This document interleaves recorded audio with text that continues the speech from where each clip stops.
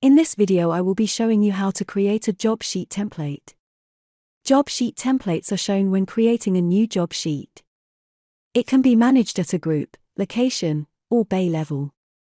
To create a new template, you can either click Config at the bottom left of the page, or click this link on the home page that says Manage Templates.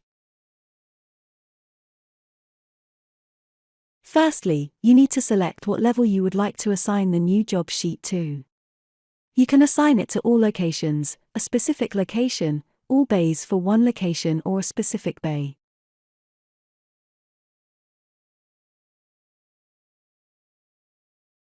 Once you have selected your template's location, click Add New Template.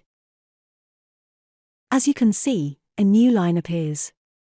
First, we need to select a priority and name. Priority is from 1 to 10, this shows what order the jobs are listed, and name is what job you're creating the template for. Then, add the estimated duration time of the job, let's put 1 hour. Then pick a color.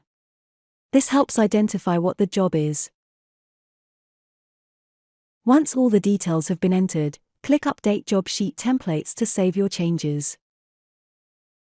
Now you have added a job sheet template, we need to add line items to the template. Linked line items will automatically add the line item information when a job sheet template is selected when creating a new job sheet. To do this, first we need to click Add, Update Line Items, which then brings up a list of line items already created. To link a line items to your job sheet, just click the tick boxes on the right on the ones you want to link. Once you have finished making your selections, click Update Template Linked Items to save your changes. You can then see that your changes have been saved, as it will show how many links you selected here. You have now created a job sheet template.